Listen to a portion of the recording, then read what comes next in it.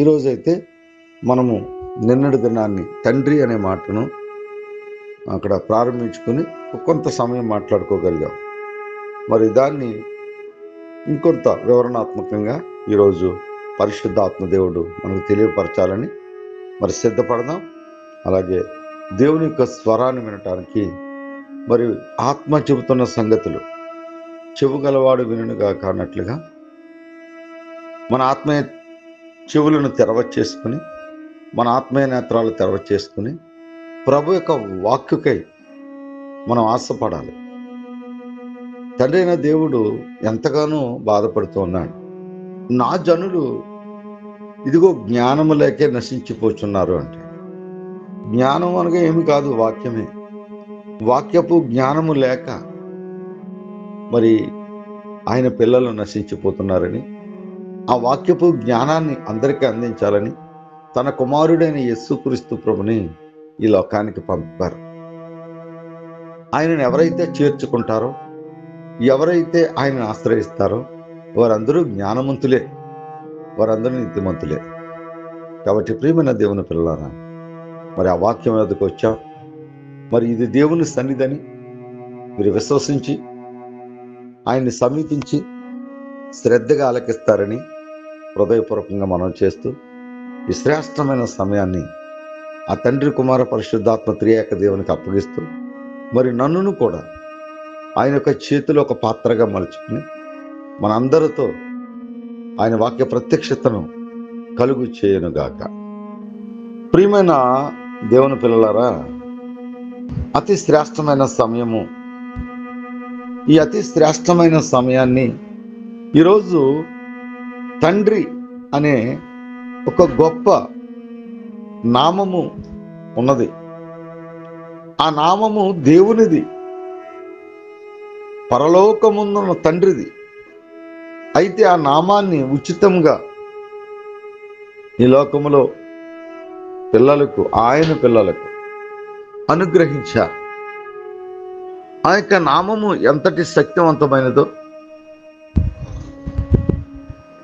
ఆ నామము ఎంత విలువైనదో కొన్ని మాటల ద్వారా దేవుని సన్నిధిలో వాక్యపు పరిశీలించడం ద్వారా, వాక్యాన్ని మనము పరిశోధించడం ద్వారా ఆయన యొక్క ఉద్దేశాలను, ఆయన యొక్క మనోభావాలను, ఆయన యొక్క ఆలోచనలను మనం తెలుసుకోవడానికి ఈ శ్రేష్టమైన సమయం ఎంతో ఉపయోగపడుతుంది.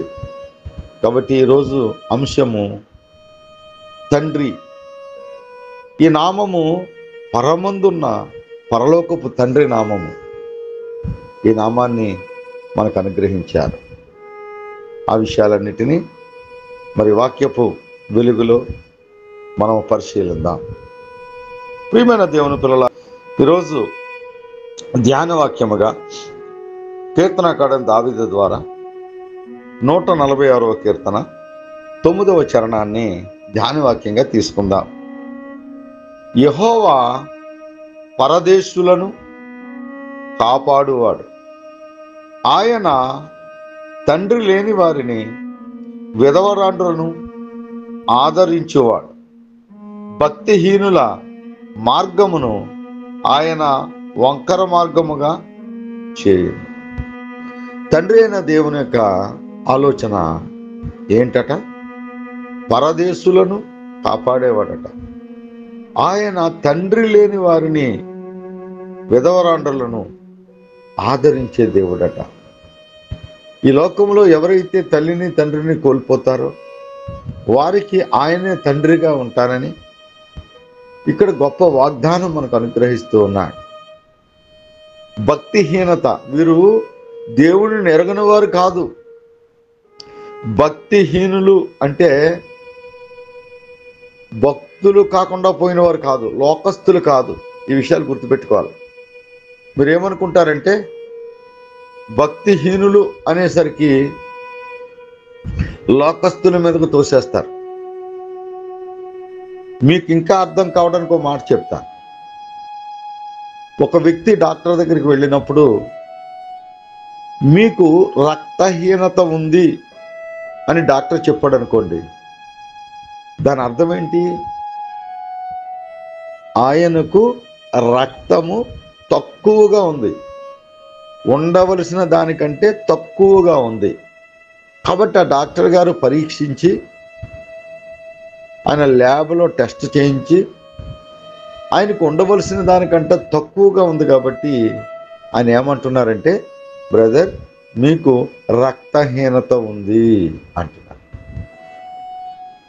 అంటే ఆయన ఆల్రెడీ రక్తము కలిగి ఉన్నాడు, ఆల్రెడీ ఆయన రక్తంతో నింపబడ్డాడు.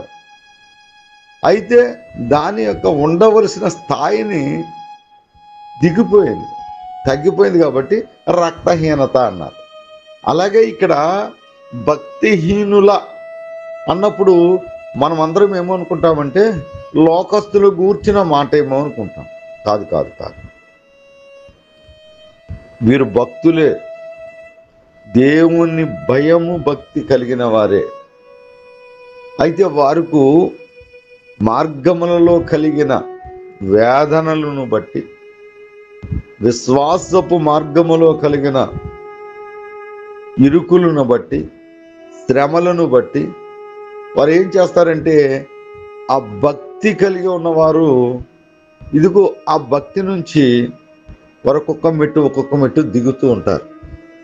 ఇప్పుడు వారు ఏమయ్యారు? వారు భక్తులే, కానీ ఆ భక్తి క్షీణించిపోతూ ఉంది. హీనదశ కలుగుతూ ఉంది. కాబట్టి వీరు ఏమైపోయారు? భక్తిహీనులుగా మార్చబడ్డారు. ఈ భక్తిహీనుల యొక్క మార్గం ఆయన ఏం చేస్తాడట? వంకర మార్గంగా చేస్తాడట. ఎవరు చేస్తారట ఇలాగా? తండ్రి అయిన దేవుడే పరదేశులను కాపాడతాడట, తండ్రి లేని వారిని కాపాడతాడట, విధవరాండ్రుల్ని కాపాడతాడట. కానీ భక్తిహీనుల్ని ఇదిగో ఈ రీతిగా నాశనమునకు నడిపిస్తాడట. కాబట్టి జాగ్రత్త. ఆయనకు మన తండ్రి ఉండాలి, ఆయన మనకు తండ్రి ఉండాలి. దీని నిమిత్తమే మీరు శ్రద్ధాభక్తులు కలిగి ఆయనతో సహవాసము కలిగి జీవించే బిడ్డలుగా ఉండాలి. ఈ లోకములో ఆయన నామాన్ని మరి ఈ లోకములో ఉన్న వారికి అనుగ్రహించి ఆయన యొక్క బలమును, శక్తిని, ఆయన యొక్క గుణగణాలను, ఆయన యొక్క ఏదైతే అధికారం ఉందో అధికారమును అన్నిటినీ ఈ లోకంలో ఉన్న మనకు అనుగ్రహించి ఆయన మనల్ని పిల్లలుగా మలుచుకున్నారు. అయితే మనం ఏం చేస్తున్నాం? ఆయనకి తగినట్లుగా మనం జీవిస్తూ ఉన్నామా? అలా జీవిస్తే దేవుడు ఎంతో ఆనందిస్తాడు. ఆయన ఏమంటున్నాడంటే, మీ తండ్రి ఏ పోలికను ఉన్నాడో అదే పోలికను జీవించాలని ఆయన ఆశపడుతూ ఉన్నాడు. కానీ మనం ఏం చేస్తున్నాం? ఆయన చిత్తాన్ని కాదని లోకం వైపు ఉంటూ లోకములో ఉన్న ఏదైతే ఆయనకి ఇష్టము లేనిది, ఆయనకు పూర్తిగా విరుద్ధమైన దాన్ని మనం ఆశ్రయించి దేవుని స్థానాన్ని మనం మార్చుకుంటూ ఉన్నాం. ఎలాగా స్థానం మార్చబడిందో మనం ఇప్పుడు తేటగా తెలుసుకుందాం. చూడండి, యోహాను సువార్త 8వ అధ్యాయము 44వ వచనాన్ని జాగ్రత్తగా నేనే చదువుతున్నాను. మీరు కూడా మీరు పరిశుద్ధ గ్రంథాన్ని లేదా జీవపు గ్రంథాన్ని తెరిచి వెంబడించడానికి ఇష్టపడండి. మీరు మీ తండ్రి యగు అపవాది సంబంధులు, మీ తండ్రి దురాశలు నెరవేర్చగోరుచున్నారు. ఆది నుండి వాడు నరహంతకుడై ఉండి సత్యమందు నిలిచినవాడు కాడు, వాని యందు సత్యమే లేదు. వాడు అబద్ధమాడినప్పుడు తన స్వభావమును అనుసరించియే మాట్లాడును. వాడు అబద్ధికుడును అబద్ధమునకు జనకుడనై ఉన్నాడు. మీరు మీ తండ్రి యొక్క అపవాది అని ఎవరు డిక్లేర్ చేస్తున్నారండి?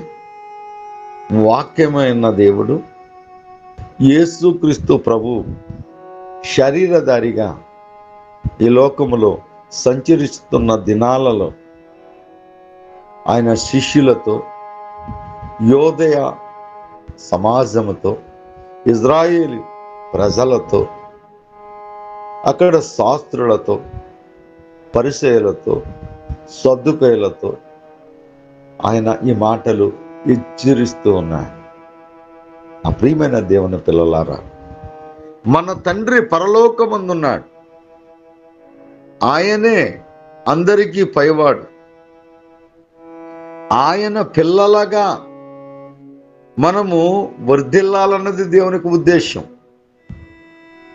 ఎవరైతే లోకం వైపు లోకపు తలంపులతో, లోకపు ఆలోచనలతో, లోకపు వ్యసనములతో ఎందరైతే పట్టబడి వ్యభిచారమునకు, త్రాగుడకు, అలాగే మాదక ద్రవ్యాలకు, వ్యభిచారమునకు, దొంగతనములకు, అబద్ధాలకు, హంతకులుగా, అలాగే లోకపు శక్తులను ఆశ్రయించి చెడుపు చెల్లంగి మాంత్రిక శక్తులతో ఎవరైతే సహవాసము జరిగిస్తూ ఉన్నారో వారందరూ కూడా పరమ తండ్రి ఇంట నుంచి భూసంబంధమైన పరసంబంధమైన పరలోకపు తండ్రి నుంచి భూసంబంధమైన దుష్టుని స్వారూప్యములోనికి మార్చబడుతూ ఉన్నారు. ఎందుకు ఈ రీతిగా మారిపోతూ ఉన్నారు అంటే, వాని దురాశలు ఇవి మనవి కాదు. ఎందుకంటే మనము తండ్రి నుండి వచ్చిన వారు. మనలను ప్రేరేపించడము ద్వారా ఎవరైతే అపవాది, సాతాను, ఘటసర్పము, దుష్టుడు, నరహంతకుడు, పాపము చేయించువాడు,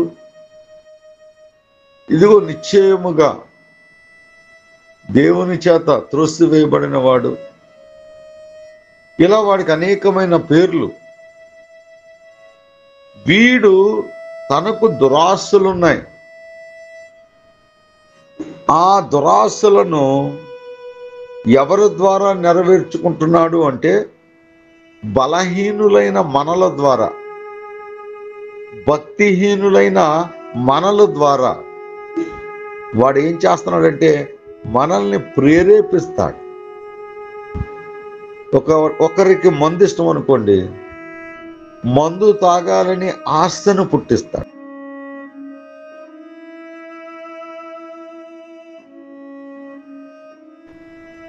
ఒకరికి వ్యభిచారం ఇష్టం అనుకోండి, వ్యభిచారపు ఆత్మను, వ్యభిచారపు ఆలోచనలను, వ్యభిచారపు ఉద్దేశాలను వాడు కలగజేస్తాడు. ఈ భక్తిహీనతలో ఉన్న బిడ్డలు, సత్యాన్ని ఎరగనంటి వారు, బలహీనులు ఏమైపోతున్నారంటే వాని దురాస్తులకు లోబడి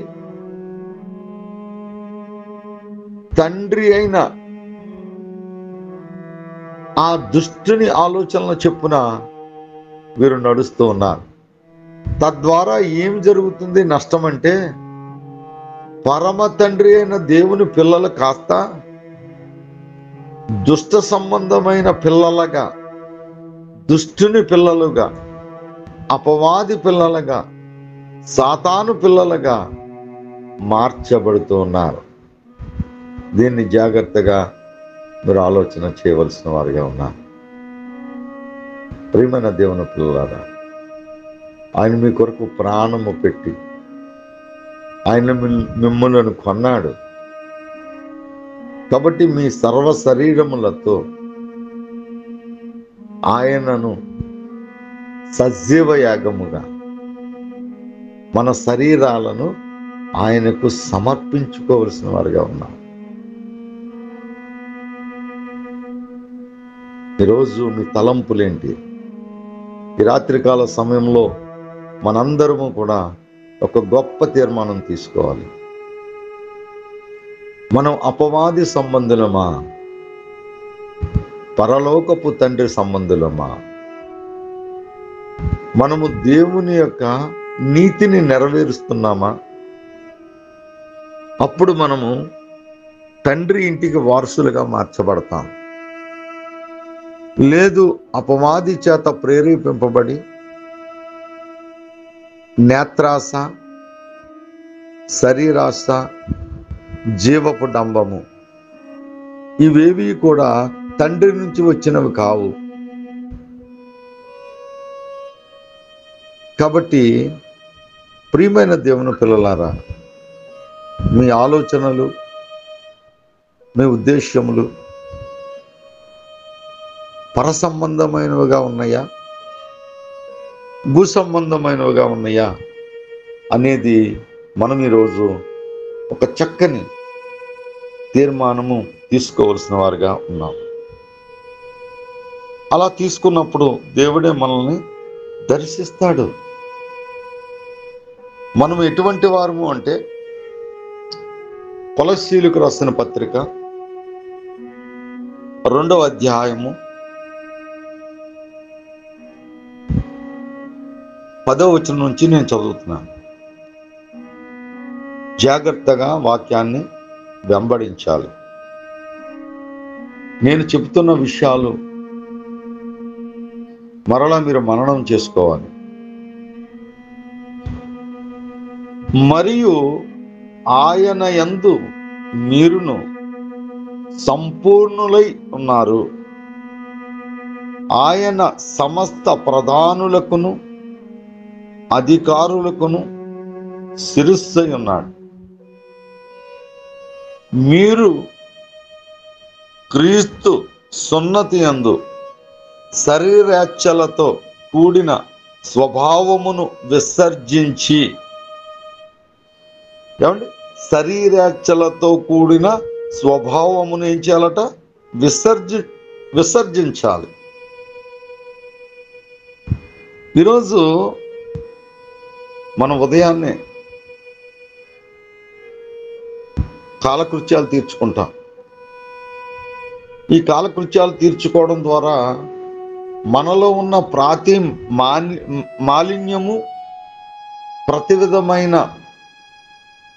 మరి దానిని వ్యర్థమును ఏం చేస్తామంటే, మన శరీరము నుంచి వ్యర్థమైన వాటిని అన్నిటినీ విసర్జించేస్తాం. ఈ విసర్జించిన తర్వాత ఏదైతే ఆ పదార్థం ఉందో ఆ పదార్థాన్ని మళ్ళీ మనము దాని యోగక్షేమాలు కానీ, అది ఎలా ఉన్నదని కానీ మనం దాని వైపు కూడా చూడం. అది మన యొక్క శరీరంలోంచి వచ్చింది.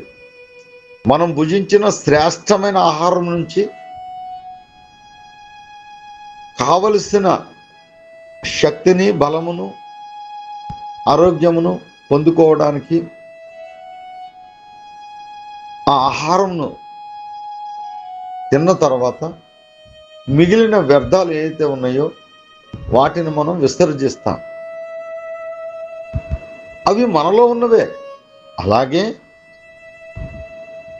మనమందరము కూడా క్రీస్తు సున్నతి యందు, ఈ సున్నతి దేనికి సంబంధించింది అంటే ఆత్మ సంబంధమైన సున్నతి.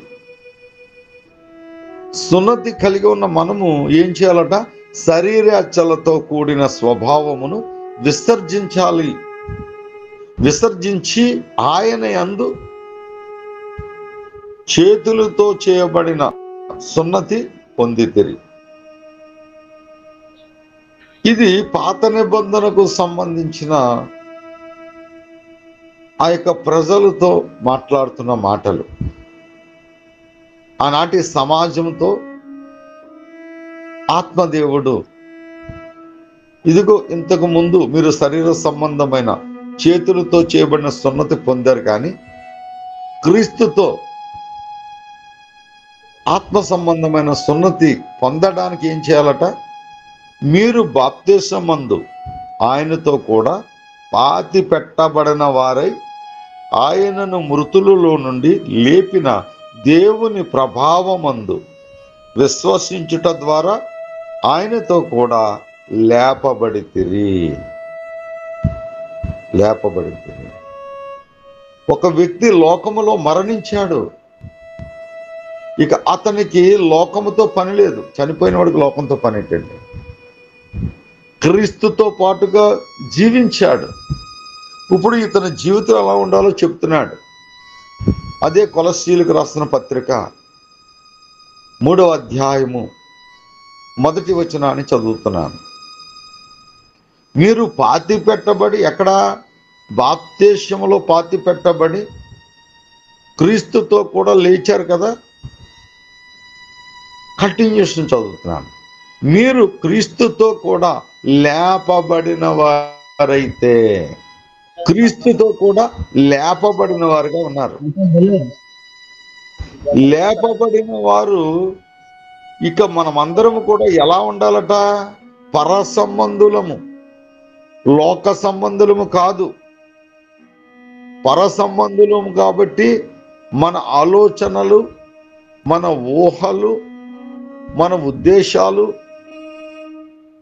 సమస్తము కూడా పైనున్న వాటినే వెతకాలట. పైనున్న వాటినే వెతకాలట. ఎందుకు వెతకాలట? అక్కడ క్రీస్తు దేవుని కుడిపార్శ్వమున కూర్చుండి ఉన్నాడు. దేవునికి పిల్లలుగా మార్చబడతాం. లేదు, అతని లోకపు ఆలోచనలతో, లోకపు ఆశలతో, లోకపు స్థితితో మనం జీవిస్తే మన యొక్క కుమారతత్వం ఎవరితో ఉంటుందంటే దుష్టునితో ఉంటుందట. దుష్టునికి పిల్లలుగా మార్చబడతాం. ఇక్కడ మనకు 2 తండ్రులు కనబడుతున్నారు. నువ్వు పరలోకపు తండ్రిని కలిగి ఉంటావా? లోకమనే దుష్టుని యొక్క తండ్రిగా నువ్వు ఆయన చేతి కింద కుమారులుగా వర్ధిల్లుతావా? ఏ రీతిగా వర్ధిల్లుతావు అన్నది ఈ రాత్రికాల సమయంలో మనము తీర్మానం చేసుకోవలసిన వారిగా ఉన్నాం. ఎందుకంటే ప్రియమైన వారులారా, రోమీయులకు పత్రిక రాస్తూ అపోస్తలుడైన పౌలు 8వ అధ్యాయము 15వ వచనంలో ఆయన యొక్క మాటలను ఈ రీతిగా మనందరి యొక్క హృదయాల్లో ముద్రిస్తూ ఉన్నాడు. యాలయనగా మరల భయపడుటకు మీరు దాస్యపు ఆత్మను పొందలేదు కానీ. ఇక్కడ చాలా అద్భుతమైన విషయాలు తెలియపరుస్తూ ఉన్నాడు పరిశుద్ధాత్మ దేవుడు. మీరు ఎందుకు భయపడుతున్నారు? మీరు దాస్యపు ఆత్మను పొందలేదు. దాస్యపు ఆత్మ ఎక్కడుంది? అపవాది దగ్గర ఉంది. అపవాది దాస్యపు కాడి కింద దాస్యపు ఆత్మతో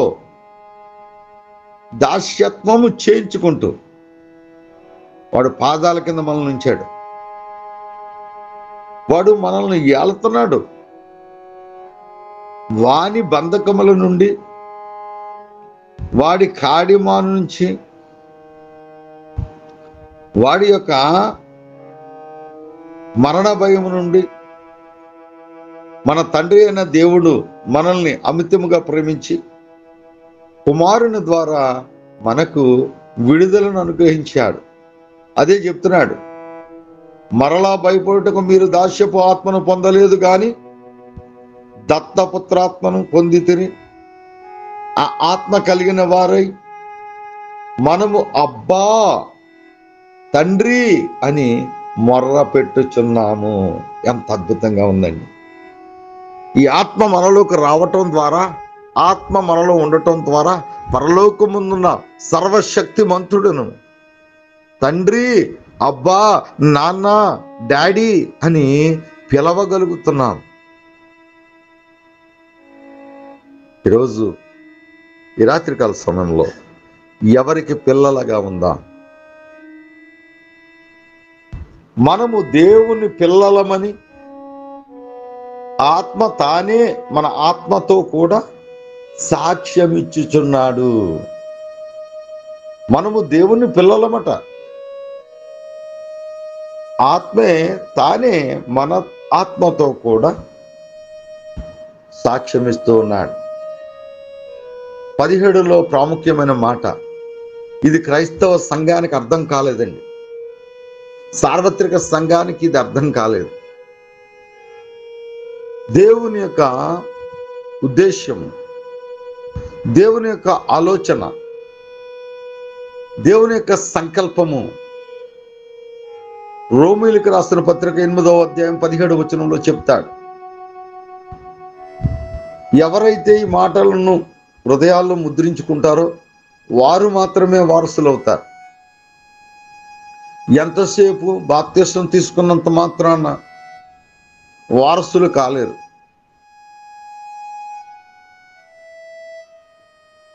వాక్యమైన దేవుణ్ణి మా సొంత రక్షకుడిగా అంగీకరించాము అన్నంత మాత్రాన వారసులు కాలేరు. ప్రతి వారము పరిశుద్ధ గ్రంథాన్ని చేత పట్టుకుని ప్రతి వారము మానక దేవుని సన్నిధిలో గడుపుతున్నాము అంటే వారసులు కాలేం. వారసులుగా ఉండాలంటే ఏం చేయాలో చెప్తాడు.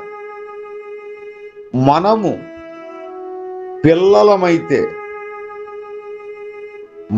పిల్లలమైతే వారసులము.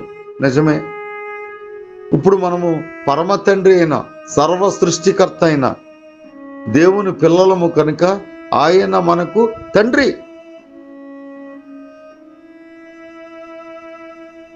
అయితే ప్రియమైన పిల్లలారా, మరి దేవుని వారసులము అనగా దేవుని వారసులము క్రీస్తుతో కూడా మహిమ పొందుటకు ఆయనతో శ్రమ పడిన ఎడల. ఇది సంఘానికి అర్థం కాలే. ఈరోజు క్రైస్తత్వం సున్నితమైపోయింది. సున్నితమైన క్రైస్తవులుగా మార్చబడ్డారు. కానీ పరిశుద్ధాత్మ దేవుడు ఏమని రాయిస్తున్నాడు? ఆయనతో అనగా క్రీస్తుతో శ్రమ పడిన ఎడల క్రీస్తు తోడి వారసులము. దేవునికి స్తోత్రము. హల్లెలూయా. ఆయనతో శ్రమపడి అప్పుడు క్రీస్తుతో కూడా తోటి వారసులుగా మార్చబడతాం.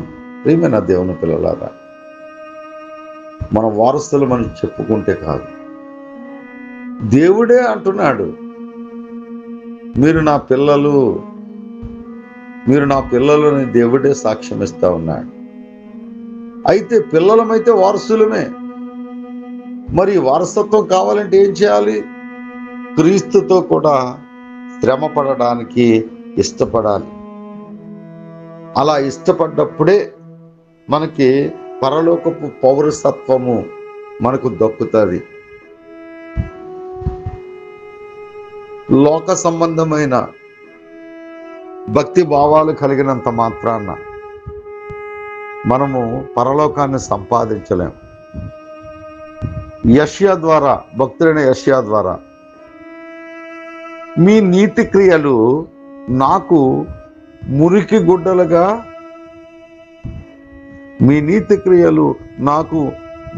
గుడ్డలుగా కనబడుతున్నాయంటే, ఈ లోకంలో చాలా మంది నీతి క్రియలను జరిగిస్తూ ఉంటారు. ఏంటి ఆ నీతి క్రియలు? అబద్ధమాడరు, సత్యమనే పలుకుతారు, సహోదరుని ప్రేమిస్తారు, అన్నదానాలు చేస్తారు, ఉపచారాలు చేస్తారు, వృద్ధ ఆశ్రమాలు నిర్మిస్తారు, ఉచిత విద్యను అందిస్తారు, ఉచిత వైద్యాన్ని అందిస్తారు. ఇలాగా శ్రేష్టమైన నీతియుక్తమైన గొప్ప గొప్ప పనులు అనేక మంది చేస్తూ ఉంటారు. ఈ పనులన్నీ శారీరక సంబంధమైన మనకు చూడడానికి అవెంతో గొప్ప క్రియలుగా మనకు అనిపిస్తూ ఉంటుంది. అవి గొప్ప పనులుగా మనకు అనిపిస్తూ ఉంటుంది. మనం కూడా చాలా సంతోషిస్తాం. అయితే ప్రభు ఆలోచన ఎలా ఉందో చూడండి. మీ నీతి క్రియలు నాకు మురికి గుడ్డలుగా కనబడుతున్నాయి అంటున్నాడు. మరి ప్రియమైన దేవుని సంగమా, ఈ కడవరి దినాల్లో మనం నీతి క్రియలు జరిగించేవారుగా ఉన్నామా? దేవుణ్ణి ప్రేమించేవారుగా ఉన్నామా? దేవుణ్ణి ప్రేమించేవారుగా ఉంటే ఆయన ఆజ్ఞలను మనము గైకొనేవారుగా ఉండాలి. ఆయన ఆజ్ఞలు మనం గైకొనేవారుగా ఉంటే ఆయన యందు మనము, మన యందు ఆయన మాటలు ఆయన ముద్రిస్తానని వాగ్దానం చేస్తారు. ఆ వాగ్దానము మన జీవితాలలో నెరవేర్చబడును కాక.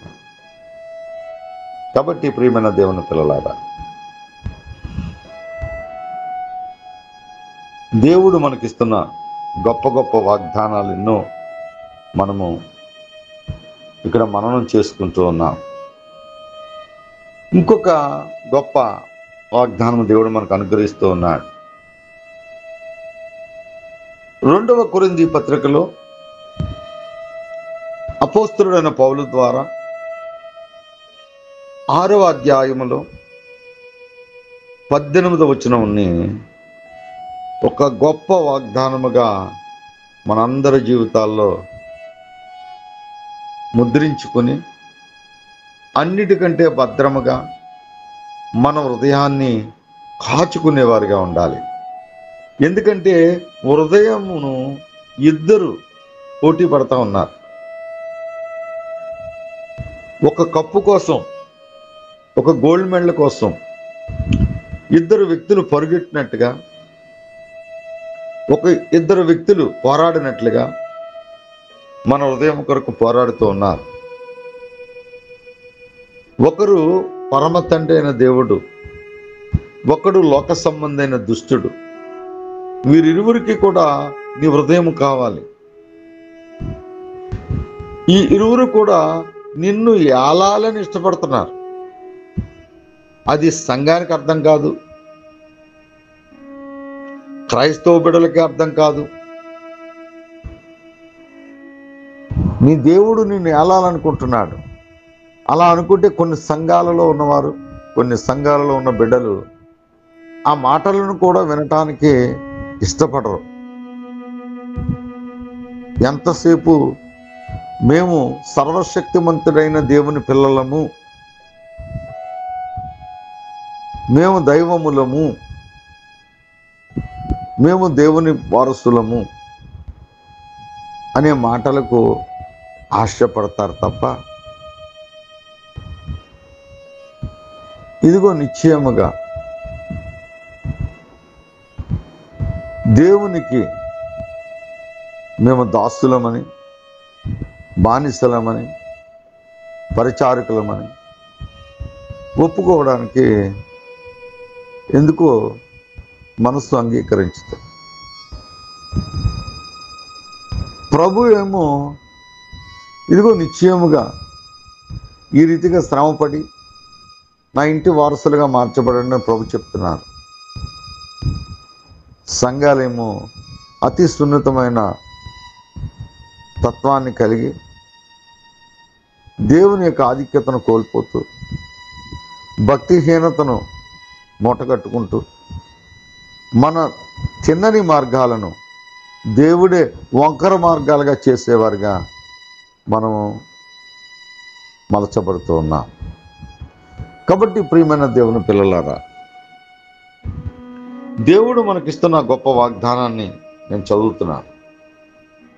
2 కొరింథీ పత్రిక 6వ అధ్యాయము 18వ వచనం. మరియు నేను మిమ్మును చేర్చుకొందును.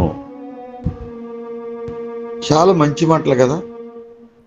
నేను మిమ్మును చేర్చుకుందును, మీకు తండ్రినై ఉందును. దేవునికి స్తోత్రము. హల్లెలూయా. ఎంత అద్భుతమైన మాట అండి. సర్వశక్తిమంతుడైన దేవుడు, సర్వాధికారి అయిన దేవుడు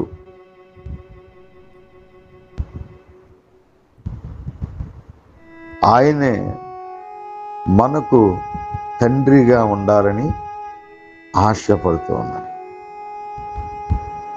దీనికి తగిన రీతిగా మన యొక్క జీవిత విధానం ఉందా? నా కుమారుడా, నా కుమార్తె, ఈ చల్ల పొద్దున ఈ శ్రేష్టమైన, ఇంత అనుకూలమైన వాతావరణాన్ని సమీకరించి ఇంత గొప్ప మాటలు మన యొక్క హృదయాల్లో ముద్రిస్తూ ఆయన మనలను తన వాక్య ప్రత్యక్షతతో మనల్ని రంజింపచేస్తూ ఆనందింపచేస్తూ ఈ రీతిగా ప్రతి చల్ల పొద్దున బలపరుస్తూ ఉన్నారు. ఈ మాటలు మన హృదయాలలో ముద్రించుకునేవారిగా ఉండాలి. మీకు తండ్రినై ఉందును, మీరు నాకు కుమారులను కుమార్తెలనై ఉందురుని సర్వశక్తి గల ప్రభువు చెప్పుచున్నాడు. ఎంత ఆశ్చర్యం. కాబట్టి ప్రియమైన దేవుని పిల్లలారా, మనమందరము సర్వ సృష్టికర్త అయిన దేవుని పిల్లలము. ఈ సత్యాన్ని మీరు గ్రహించాలి. తండ్రి నామము, పరమ తండ్రి నామము ఉచితముగా మనకు ఆయన అనుగ్రహించాడు. ఆ అనుగ్రహించిన నామానికి తగిన రీతిగా ఈ లోకములో మనం అందరము జీవించాలన్నదే దేవుని యొక్క అనాది ప్రణాళిక. ఆయన స్వారూప్యము, ఆయన యొక్క గుణగణాలు ఆది కాండములో చెప్తారు కదా, మన పోలిక చొప్పున మన స్వారూప్యములో నరులను చేయుదము, నరులను నిర్మించదము. ఏంటి స్వారూప్యము, ఏంటి పోలిక అంటే ఈ కాళ్ళు చేతులు కాదండి, ఆయన యొక్క గుణగణాలు, ఆయన యొక్క సర్వశక్తిమంతమైన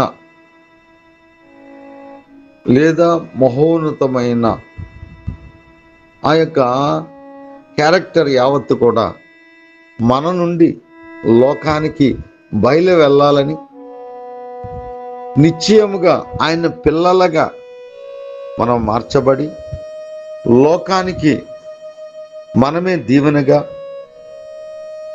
ఆశీర్వాదకరముగా ఉండాలని ఆయన నామాన్ని, తండ్రి అనే నామము పరలోకపు దేవునిది. అందుకే యోధ అంటున్నాడు, తండ్రి అయిన దేవుని యందు. ఈ తండ్రి ఏం చేస్తారు?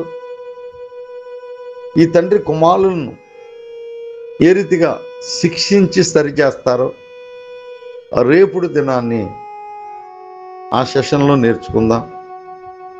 మీరందరూ ప్రార్థనాపూర్వకంగా సిద్ధపడండి. ఈరోజు చెప్పబడిన మాటలు మరి మనందరికీ ఆదర్శము, మనందరికీ దీవెనలు పంచే మరి మనమ్మగారు పెద్ద వయసు అయినప్పటికీ వారు చక్కగా ప్రతి అంశాన్ని రాసుకుంటూ ఉన్నారు. మరి పిల్లలు మీరు కూడా అదే శ్రద్ధాభక్తులతో రాసుకుంటూ దాన్ని మరలా బెరియా సంఘస్థుల వలె ఆనాడు పౌలు శీల భూమిని తలకిందులు చేసేవారిగా ప్రశంస పొందిన ఆ దైవజనులు చెప్పిన వాక్యాన్ని ఆ రీతిగా ఉన్నవో లేవో అని పరిశీలించి పరిశోధించి తెలుసుకున్న బెరియా సంఘస్థులను పరిశుద్ధాత్మ దేవుడు మెచ్చుకుంటున్నాడు. ఆ రీతిగా మీరు కూడా జ్ఞానయుక్తముగా చెప్పబడ్డ మాటలను మరలా అవి సత్యమో కావో పరీక్షించి తెలుసుకుని ప్రభు చేతిలో నిశ్చయముగా వర్ధిల్లుదురుగాక. ఆమేన్. ప్రార్థన చేసుకుందాం. మహోన్నతుడా, మహాకృప కలిగిన తండ్రి, దయగలిగిన రాజా, నీకెనలేని కృతజ్ఞతాస్తుతులు చెల్లిస్తున్నా. మరొక నూతన దినాన్ని మా జీవితంలో ప్రవేశపెట్టి మరి ప్రతి చల్లపొద్దును బిడ్డలందరినీ సమకూర్చి పరమ ఏదేను వంటి ఈ యొక్క సహవాసానికి ప్రభువా మీరు మమ్మల్ని సమకూర్చి మీరు మమ్మల్ని మీ ప్రత్యక్షతలోనికి మమ్మల్ని నడిపించి నాయన మీ యొక్క అనుభవాలతో మీ యొక్క ఉద్దేశాలతో మీ యొక్క ఆలోచనలతో మమ్మల్ని బలపరుస్తూ ఉన్నారు. ఇంతవరకు మా నోట నుంచిన అగ్ని వంటి మీ మాటలు పిల్లల యొక్క హృదయాలలో మీరు ముద్రించినందుకు వందనాలు. పిల్లల యొక్క హృదయాలు విశాలపరిచినందుకు వందనాలు. వారి హృదయంలో ప్రభువా ఆ మాటలు ఉన్నప్పుడు వారి కడుపు నుంచి జీవజల ద్వారాలు ఉద్భవింపబడును గాక అని బిగ్గరగా కేకవేసి ప్రభు పలికిన రీతిగా వారి జీవితాలు కట్టబడును గాక. అనేకులకు వారు ఆశీర్వాదకరముగా దీవెం